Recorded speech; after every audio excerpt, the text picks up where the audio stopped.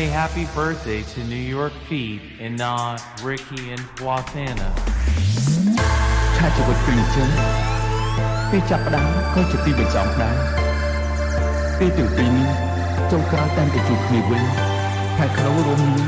ហេតុផលដែលមានដើមមានចុងនិងអត់ដើមអត់ចុងសប្បាយកាត់ទុកជួបគ្នាបែកគ្នាមានតែទៅនេះតែមកសុទ្ធតែជីវិតទៅសាំង